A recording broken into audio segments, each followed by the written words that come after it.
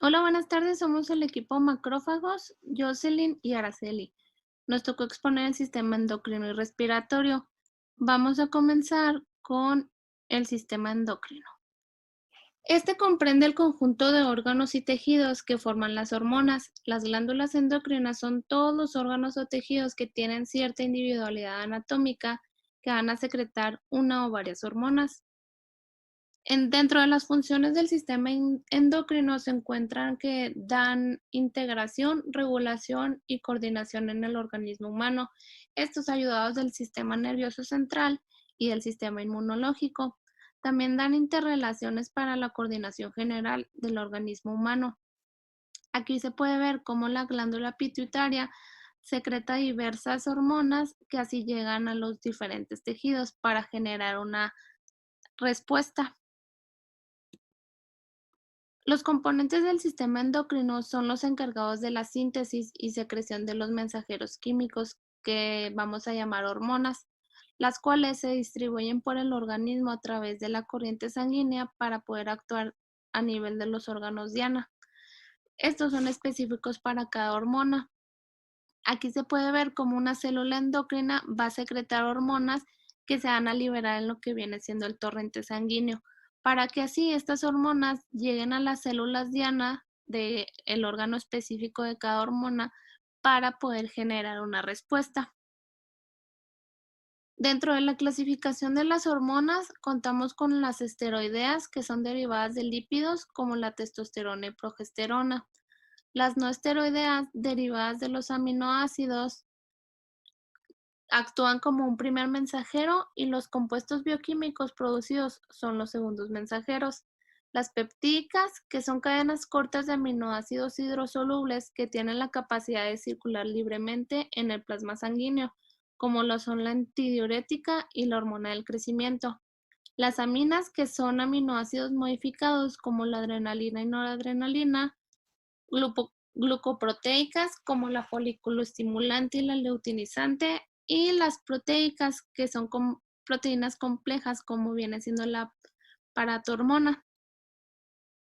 Dentro de la que viene siendo las glándulas endocrinas, contamos con la hipófisis, hipotálamo, timo, glándula pineal, tiroides, paratiroides, suprarrenales o adrenales, páncreas, los ovarios y los testículos.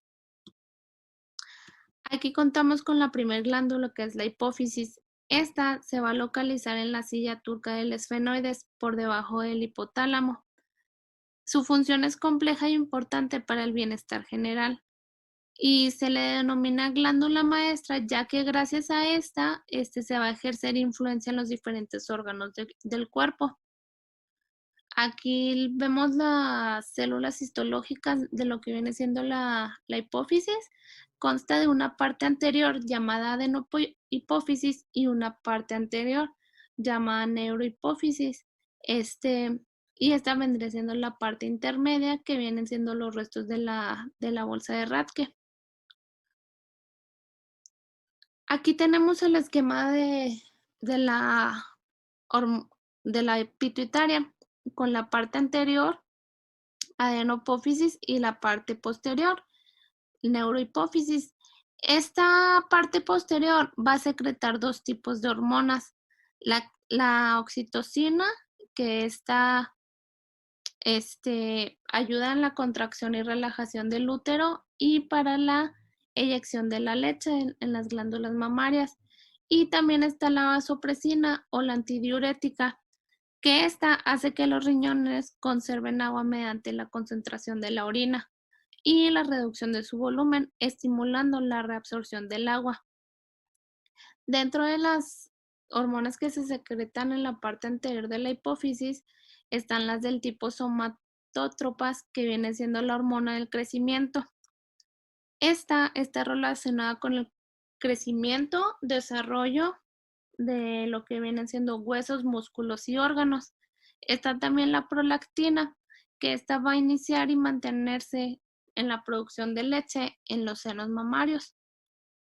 Está la hormona luteinizante y folículo estimulante, la cual pues propiamente en las mujeres en los ovarios y en los hombres en los testículos, las cuales van a secretar estrógeno y, y progesterona en la mujer y en el hombre la testosterona.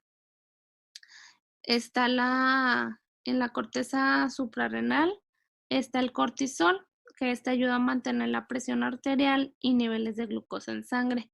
Y por último, las hormonas tiroideas, que estas regulan el metabolismo de proteínas, de grasas y de carbohidratos.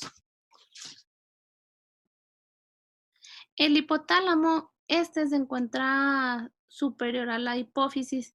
Este va a liberar hormonas que inician o paran la secreción de hormonas pituitarias.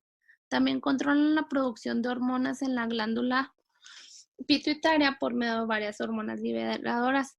Prácticamente el hipotálamo es el que da las órdenes a la hipófisis para así secretar las diferentes hormonas y que los órganos diana generen una reacción. El timo, se encuentra en el mediastino, detrás del esternón. Esta es una glándula que se necesita dentro de los primeros años para poder tener una función inmune normal. Dentro de la pubertad, este tejido se reemplaza por grasa. Esta glándula va a secretar hormonas llamadas humores y estas hormonas van a ayudar a desarrollar el sistema inmune. La glándula pineal, produce la hormona melatonina y ayuda a controlar los ritmos del sueño. Esta hormona se estimula en la oscuridad, es por eso que nos ayuda a dormir cuando es de noche. Cuando hay insuficiencia de esta hormona, es cuando tenemos los problemas de sueño. La glándula tiroides, esta va a secretar las hormonas tiroxina, triiodotironina y la calcitocina. La T3 y la T4 van a estimular el índice metabólico. La glándula paratiroides, esta aumenta la concentración sanguínea de calcio, estimulando la resorción ósea, osteoclástica, y toma el calcio de los huesos para que esté disponible en la sangre para la conducción nerviosa de los nervios y la contracción de los músculos. Aquí, por ejemplo, tenemos un esquema en el cual cuando tenemos un nivel elevado de calcio, se va a secretar la calcitonina. Esta va a disminuir la degradación de la matriz ósea para disminuir el nivel de calcio en sangre y así obtener niveles normales. En cambio, cuando hay un nivel bajo de calcio, pues se va a aumentar la secreción de esta hormona para aumentar la degradación de la matriz, así subir el nivel de calcio en sangre y pues tener un nivel normal de calcio. Con respecto a las glándulas suprarrenal o adrenales, estas se encuentran ubicadas por encima de los riñones. Consta de dos partes, lo que viene siendo la médula, que es la parte más central, y la corteza. En la corteza se van a dividir en diferentes zonas, la reticulada, fascicular y glomerular. Dentro de la zona fascicular se van a secretar dos tipos de hormonas, el cortisol, perdón, que controla azúcar en sangre, aumenta el consumo de proteínas y grasa y responde a factores estresantes. También secreta andrógenos que sirven como precursores que se convierten por el hígado en testosterona y estrógenos.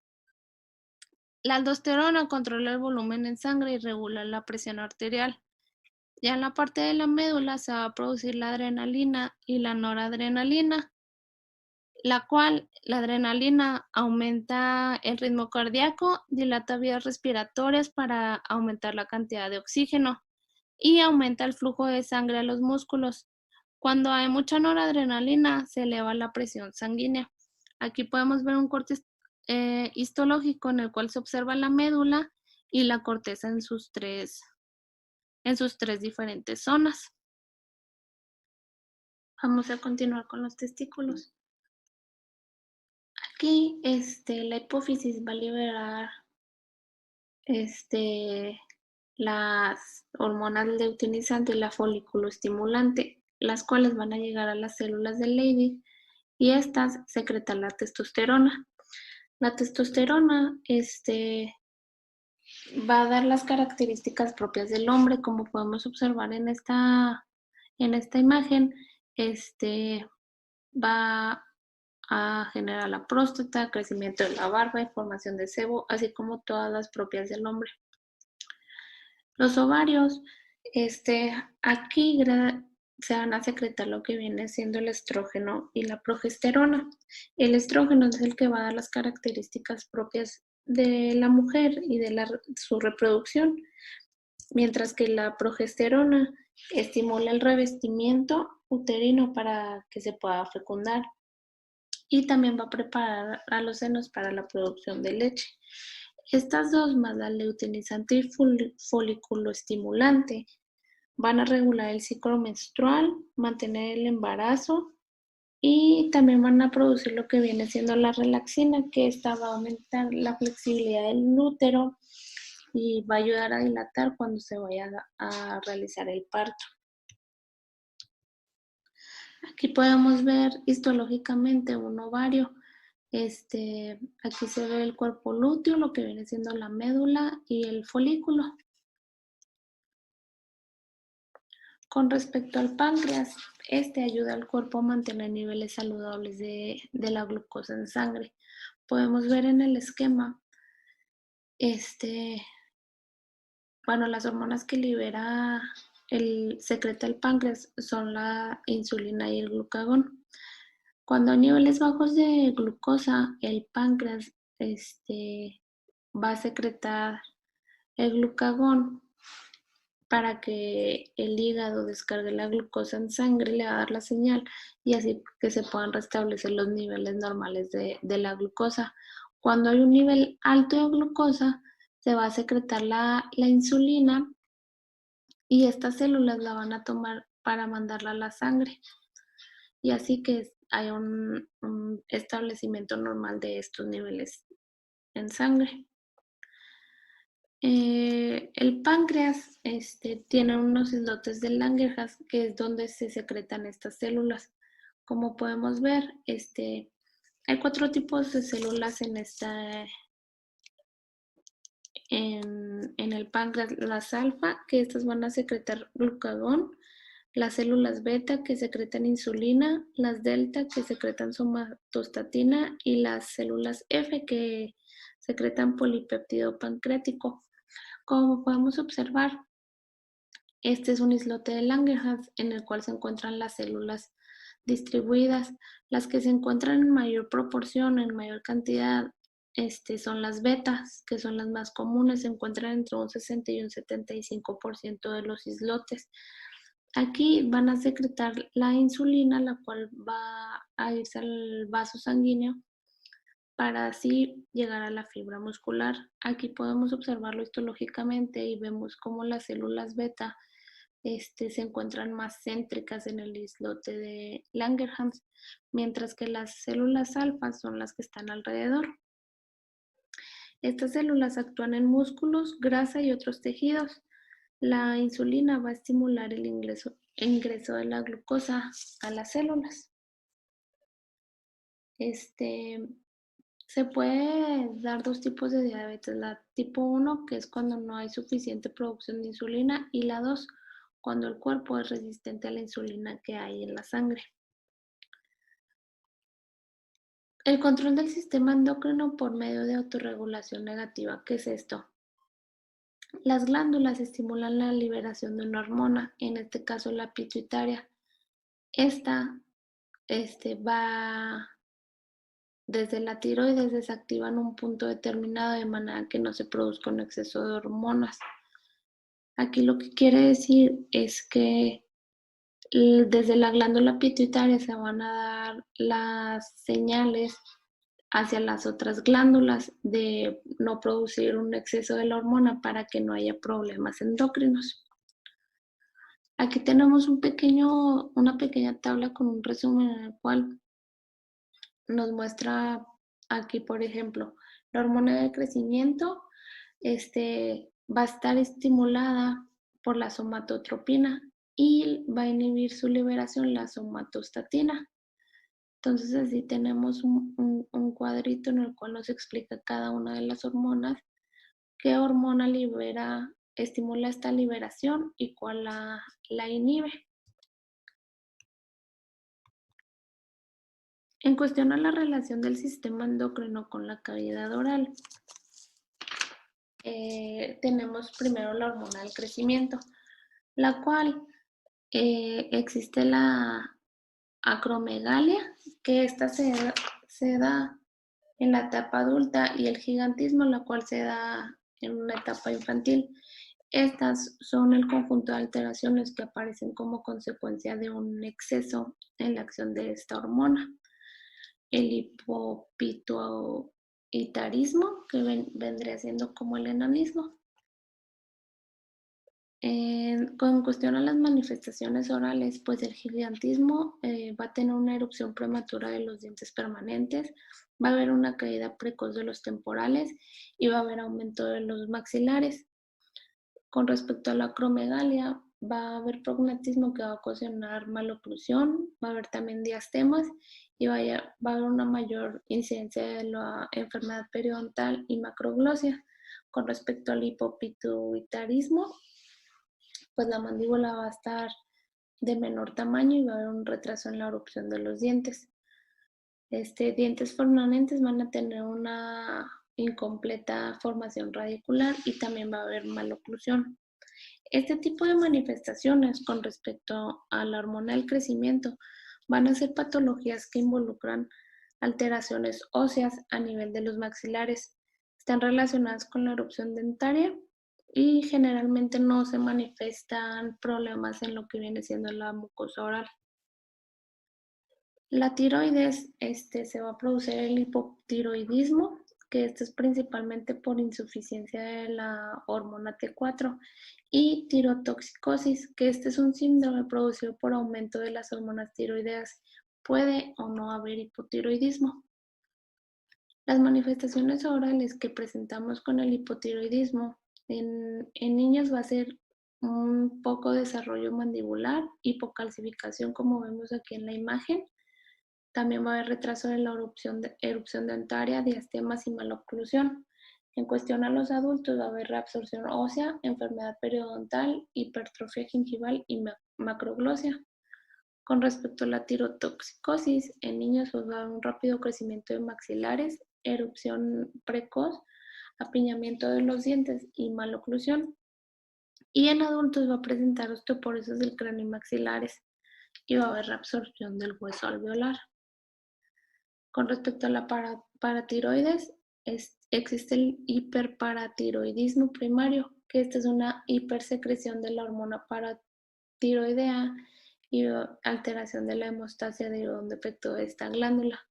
También está el secundario, que es una consecuencia de una alteración sistémica como insuficiencia renal crónica. Las manifestaciones orales que puede presentar se le llama tumor pardo del hiperparatiroidismo. Este es benigno y es causado por una lesión de células gigantes. Generalmente va a expandir las tablas óseas, ensanchamiento del espacio periodontal, va a ser multilobulado, es de evolución lenta. Está el hiperparatiroidismo secundario, que esta es una erupción tardía, calcificación de la lámina dura, alteraciones en el esmalte, microdoncia, como podemos ver en la imagen, y también la línea periodontal se va a poder ver engrosada. Con respecto a los problemas de la glándula suprarrenal, existe la enfermedad de Addison, que esta es una deficiencia de la hormona, la cual nos va a causar pigmentación en lo que viene siendo la mucosa. En niños va a causar la erupción dentaria retrasada. Generalmente se da en mucosas, pero en paladar no. Otro relacionado a esta hormona es el síndrome de Cushing, que este es un exceso de glucocorticoides. Las manifestaciones orales van a ser osteoporosis en los maxilares y en los niños pues puede ser una fisura palatina. También existe la diabetes, el cual nos va a dar problemas como enfermedad periodontal, serostomía, incremento en la prevalencia de caries, candidiasis, líquen plano y cicatrización retardada. Y con respecto a los ovarios, este es muy conocido y es muy asociado a la gingivitis por el incremento de hormonas que hay, este, pues propiamente en el embarazo, y va a haber un mayor índice de sangrado. Y aquí están las referencias bibliográficas.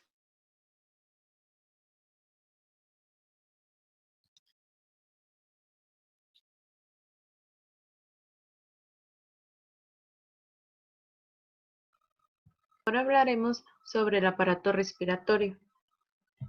El aparato respiratorio básicamente tiene dos funciones.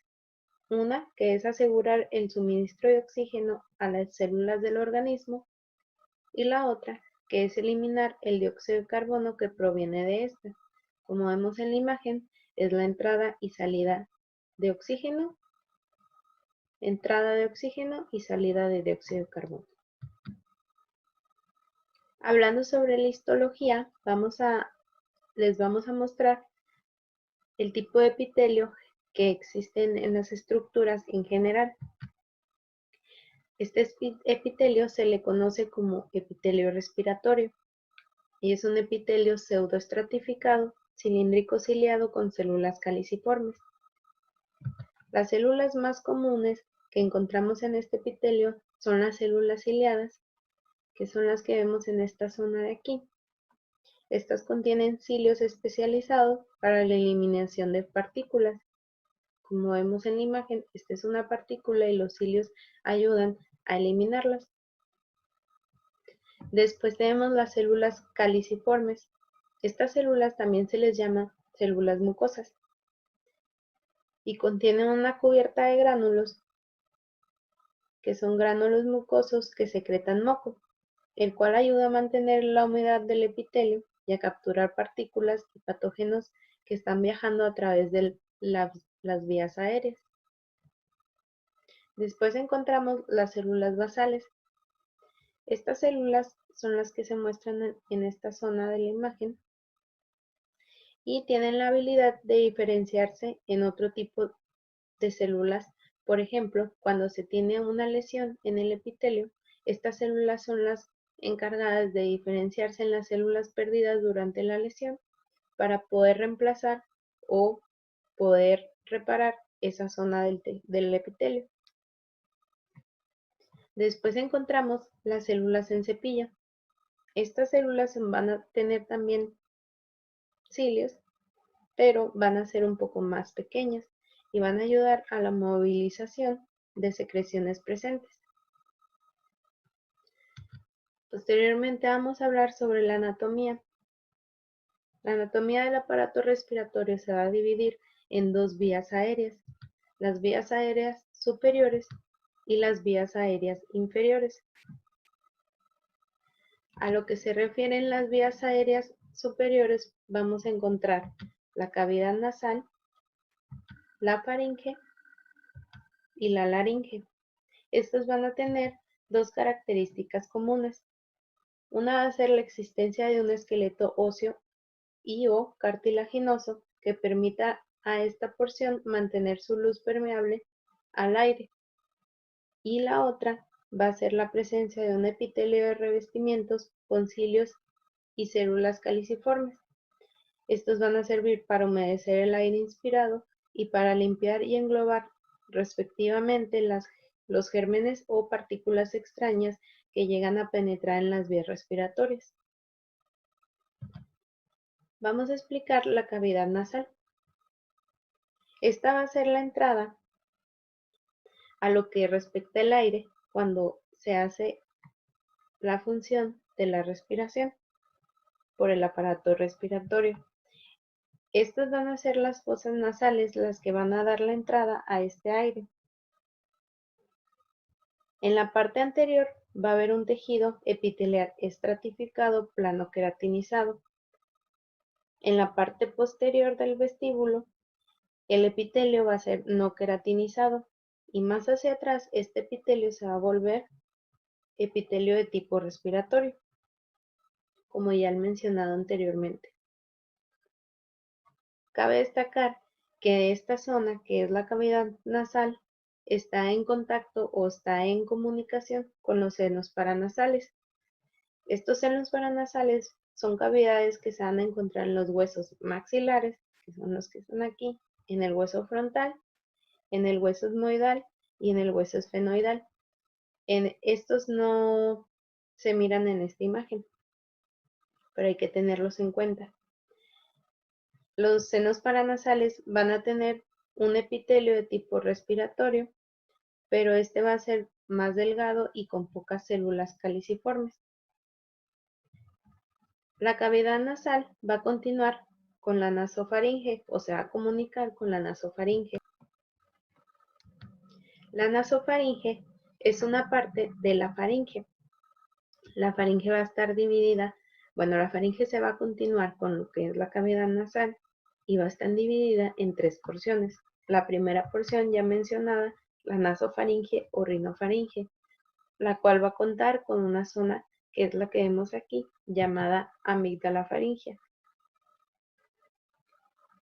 Esta amígdala faríngea es una agrupación de folículos linfoides que ante estímulos antígenos reaccionan hipertrofiándose y provocando obstrucción al paso del aire. Posterior a la nasofaringe vamos a tener la orofaringe o bucofaringe, que es la zona verde que vemos aquí. Esta zona es la que vamos a alcanzar a ver o apreciar al momento de que nuestro paciente abre su boca, que es esta zona de aquí. Estamos viendo la orofaringe. Posterior a esta encontramos la hipofaringe o laringofaringe.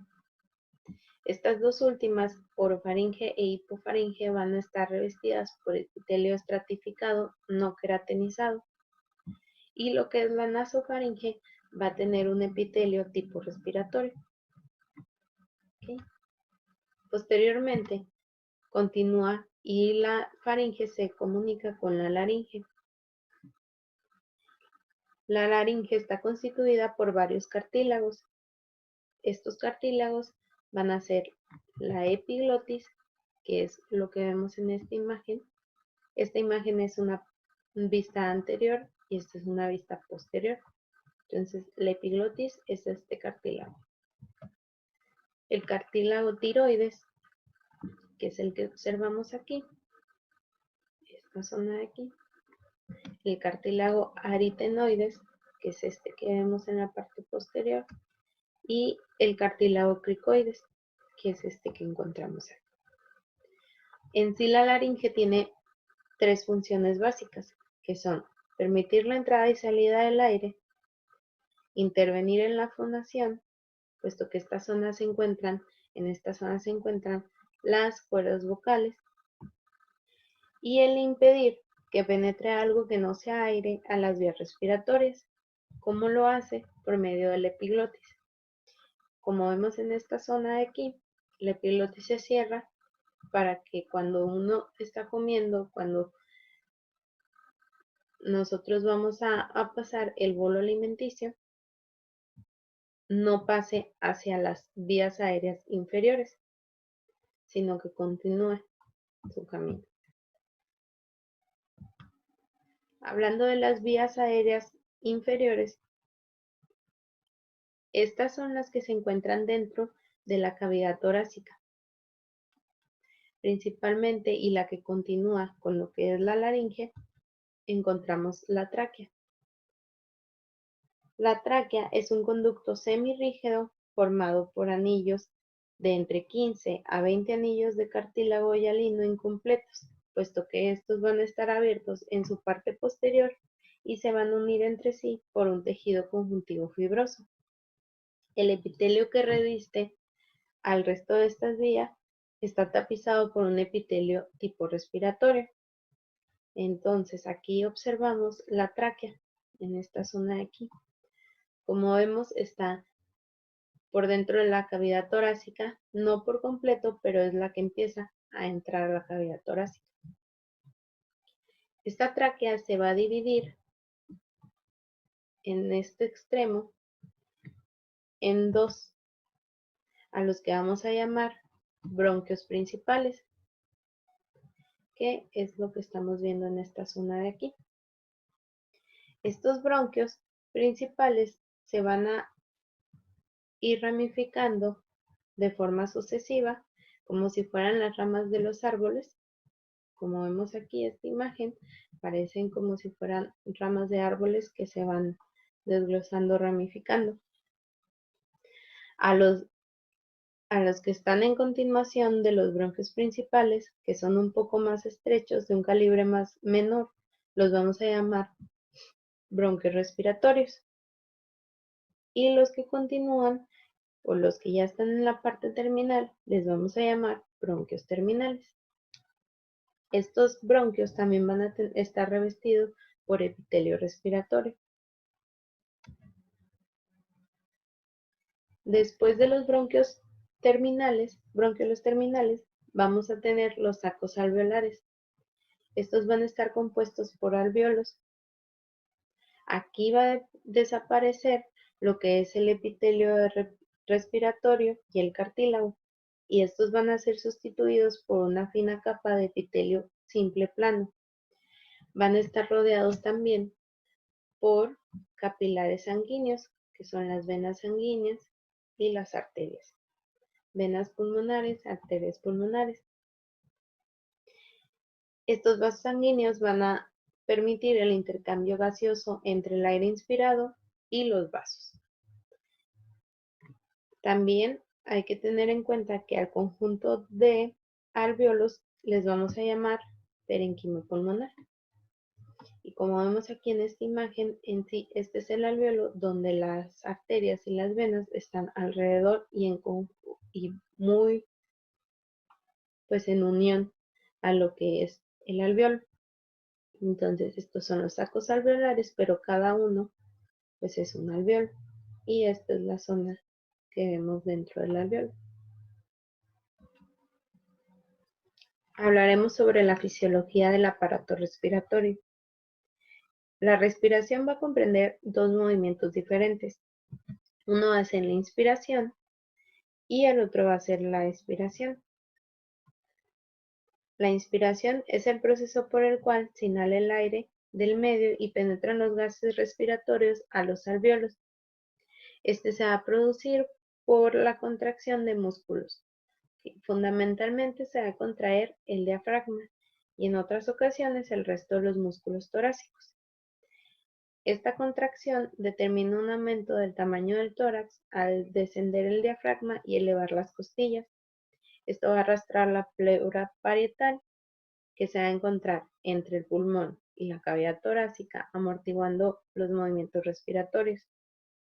Esto a su vez hace que la hoja visceral se expanda, trayendo consigo el parénquima pulmonar, con lo que se crea en el interior de los pulmones una presión negativa que hace que el aire penetre desde el ambiente exterior hacia el interior. Entonces, en la inspiración tenemos este procedimiento. ¿Okay?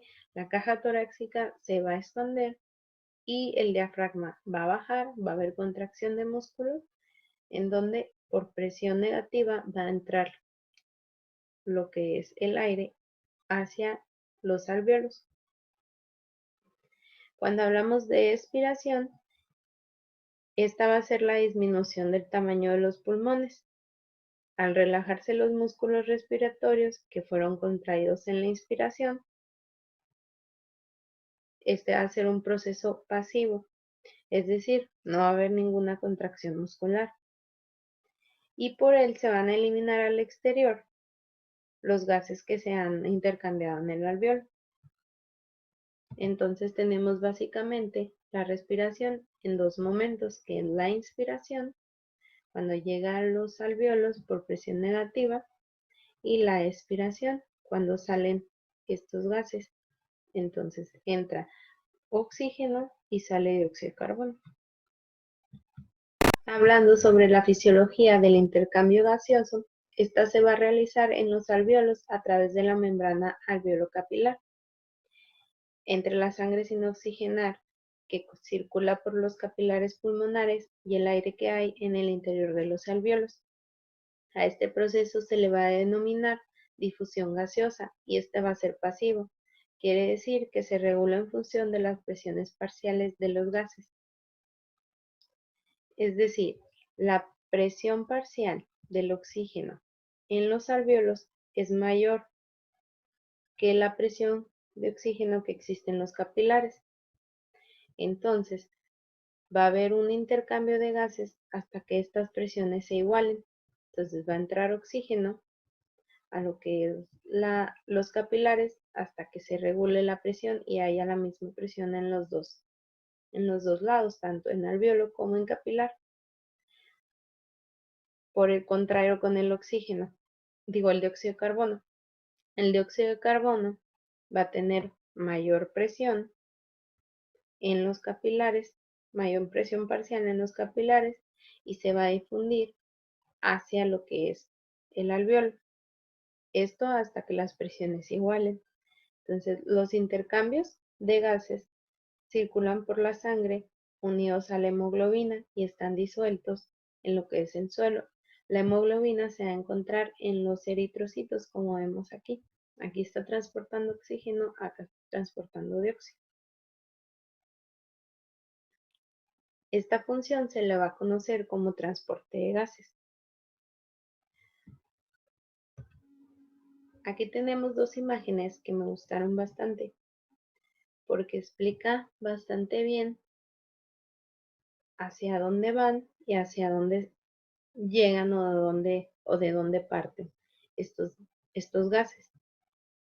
Por ejemplo, tenemos aquí estos capilares pulmonares que podríamos llamarles arterias porque la hemoglobina es oxihemoglobina, o sea, lleva oxígeno en sus eritrocitos y por cambio o intercambio de gases, hasta que se igualen las presiones, va a entrar oxígeno a los capilares y estos capilares, este oxígeno se va a adherir a lo que es el eritrocito y va a viajar por el torrente sanguíneo para llegar a los tejidos del cuerpo.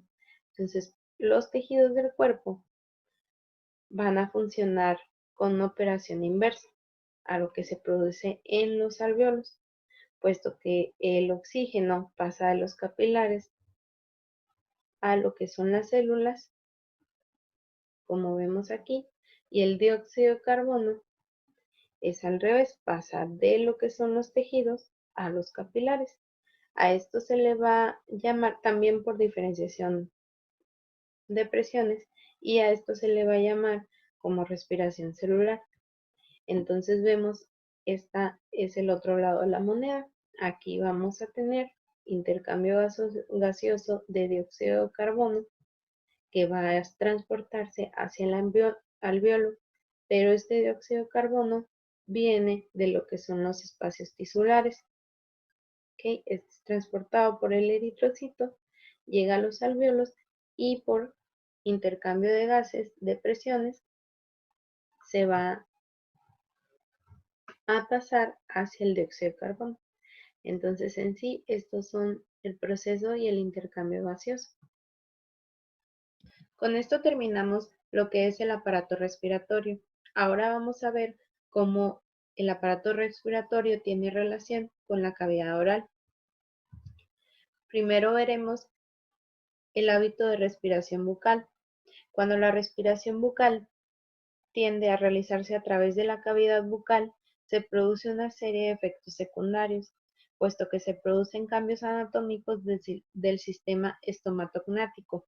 Entre estos cambios tendremos la mordida cruzada posterior, ya sea uni o bilateral, una mordida abierta anterior, que es como la que vemos en esta zona de aquí, la rotación hacia abajo y hacia atrás de la mandíbula, que podemos clasificarla como una clase tipo 2, y un alargamiento de la cara o una extensión de la cara, entre otros cambios anatómicos. Los efectos inmediatos de la respiración bucal consisten en la pérdida de las funciones de calentamiento, humidificación y filtrado del aire por la nariz. El flujo de aire se vuelve turbulento, frío, con partículas y microorganismos. Es seco y esto causa una deshidratación del tejido gingival por la constante interacción con el aire, provocando cambios morfológicos que conllevan a una inflamación gingival, que esto provoca que haya un acúmulo de placa y conlleve a caries, a producción de caries. Entonces hay que tener mucho cuidado con lo que es la respiración bucal, puesto que va a repercutir no solo en la cavidad bucal, que es lo que nos interesa bastante, sino también en problemas en el aparato respiratorio.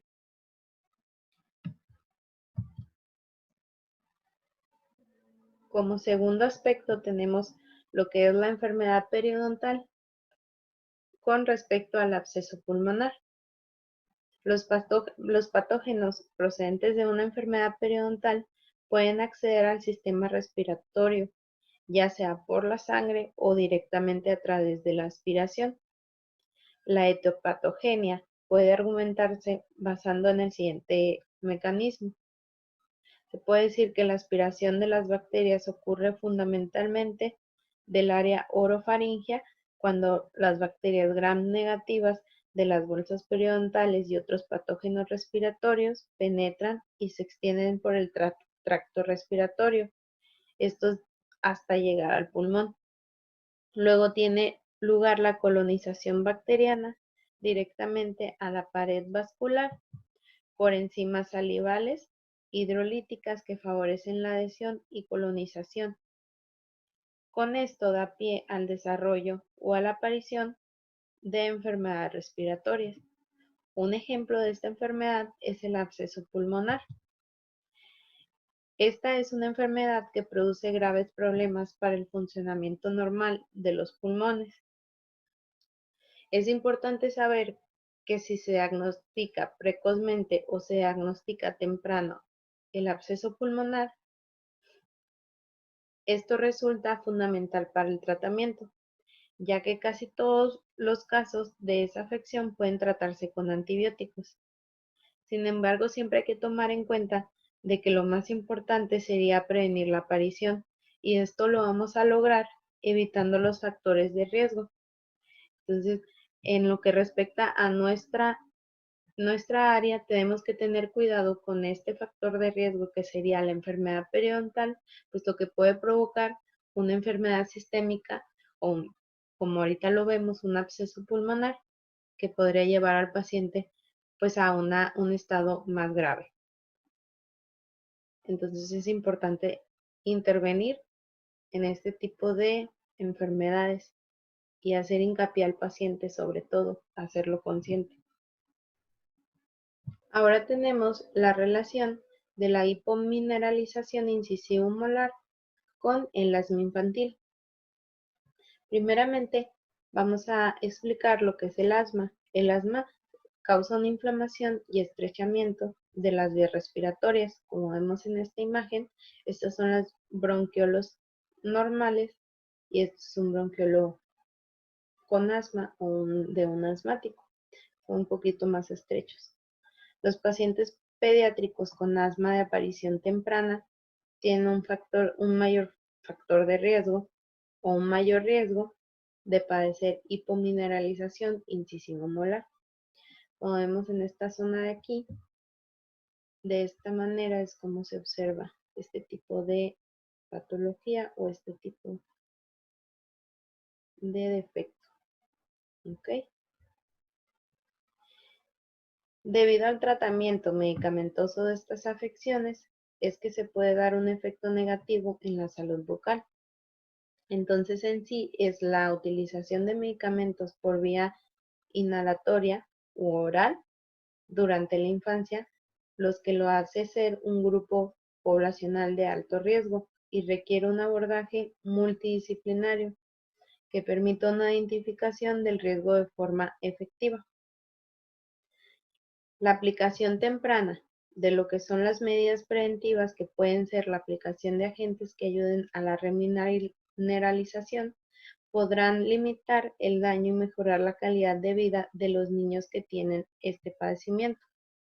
Por tanto, si sabemos que aquellos niños con asma infantil que reciben tratamiento de forma temprana son población de riesgo, se hace necesario que se identifique y se le dé seguimiento para así que el diagnóstico precoz sea nuestra arma o nuestra principal medida de prevención. Cuando nosotros detectamos tempranamente estas lesiones, podemos limitar el daño en el tiempo y mejorar el pronóstico, debido a que este tipo de piezas o este tipo de dientes se pierden prematuramente, debido a que los dientes presentan mucha sensibilidad y susceptibilidad a padecer caries por su alteración estructural. Es decir, que estos dientes están un poco más frágiles, son un poco más fácil de que la caries penetre y sobre todo en los primeros molares, que son los primeros que erupcionan, por la sensibilidad que padece el niño, no quiere lavarse o no tiene una buena higiene bucal y por consiguiente la caries avanza mucho más rápido y puede llegar a destruir el diente más rápido. Entonces es importante colocar agentes que puedan remineralizar y prevenir en sí que esa carie penetre o que haya sensibilidad para que el niño pueda cepillarse sus dientes y tener una buena higiene bucal. Para la identificación de este grupo poblacional de riesgo se hace necesaria una acción multidisciplinaria entre el pediatra y las unidades de salud bucodental, estas de atención primaria. Entonces es importante tener un buen análisis de los casos y poder saber dónde podemos intervenir o cuándo podemos intervenir para evitar una afección peor o que avance. Los obturadores de paladar en el sistema respiratorio fonoarticular. Este es un estudio o un artículo en donde se hace una inspección de lo que provoca las hemisecciones o secciones de maxilares. Como podemos ver aquí, la lengua también cumple un factor importante en lo que refiere a las vías respiratorias. Lo que hace la lengua cuando estamos respirando o en estado pasivo es que la lengua se pega al paladar duro o al blando y esto hace que se selle y se provoque esa ventilación negativa o esa presión negativa para que el aire entre en los pulmones. Cuando existe una comunicación entre la cavidad nasal y lo que es la cavidad bucal, es cuando se hace, o bueno, es en los casos, o se puede encontrar en los casos de defecto maxilar, donde se hizo una resección de la parte del maxilar o en la parte del paladar. Esto va a provocar que el paciente tenga diferentes afectaciones tanto en la fonación, en la deglución, en la masticación, la respiración, por supuesto, en la estética y la pérdida de la autoestima. Esta resección del maxilar conlleva a reducciones evidentes en la filtración, el calentamiento y la humidificación del aire. Los pacientes con maxilectomía suelen quejarse de secado nasal, costras y secreciones que se acumulan después del procedimiento quirúrgico. Esto es resultado de la incapacidad para mantener la humedad en la cavidad nasal, que depende de una mucosa intacta. La exposición anormal al medio ambiente oral causa una irritación crónica, causando la acumulación de secreciones en el área del defecto. Los pacientes con un defecto maxilar experimentan un cambio en la estructura de la cavidad nasal. Muestran también un aumento en el espacio muerto anatómico respiratorio superior, lo que resultará en un volumen alveolar más pequeño. Quiere decir que este defecto también repercute en lo que son el tamaño de los alvéolos. Al tener los alvéolos un poco más pequeños, se puede decir que también las respiraciones por minuto de los pacientes con este tipo de defecto es menor, dado que la ventilación alveolar indica directamente el volumen del intercambio de aire y sangre. Aquí podemos observar una resección que se le hizo de la parte del paladar, ya me parece el paladar blando, en donde también vamos a poder utilizar o dan la opción de utilizar obturadores de paladar del sistema, obturadores del paladar, perdón. Estos van a ayudar a que una rehabilitación, a que el paciente tenga una mejor calidad de vida y que los procesos de respiración, de fonación, sean un poco mejor o que no interfieran con el simple hecho de no tener esta comunicación. Entonces es súper importante valorar a los pacientes con este tipo de defectos, puesto que tienen una calidad de vida menor o no muy buena, porque interfiere en varias de las funciones prácticamente que son vitales en nuestro cuerpo. Otra afección, que esta es la última, es la que se tiene durante el embarazo. Durante el embarazo se puede tener o se puede padecer de disnea, puesto que en el embarazo la reserva de oxígeno disminuye significativamente, por lo que tanto la madre como el feto quedan expuestos a un riesgo de hipoxia. La disnea puede aparecer en el 25% de las pacientes gestantes durante las últimas semanas de gestación al colocarlas en posición cúbito supino, debido a que el útero grávido y los órganos abdominales presionan contra el diafragma. Por esto es que se recomienda que las posiciones, para no tener ninguna complicación, con la posición de una paciente embarazada sea sentada en el sillón y con una inclinación de 45 grados, como vemos en esta imagen, o una posición de cúbito lateral, como vemos en esta imagen,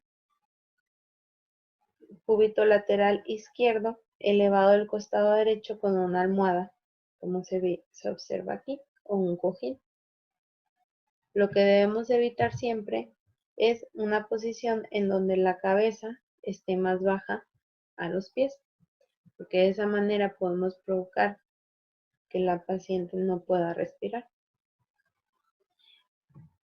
Con esto concluyo lo que son las relaciones que tienen o la interacción que tiene el aparato respiratorio con lo que es la cavidad bucal. Esta es la bibliografía de lo que fue el aparato respiratorio. Y pues realmente por nuestra parte es todo. Gracias por su atención. Estuvo el sistema endocrino y el aparato respiratorio y la relación con la cavidad oral. Muchas gracias.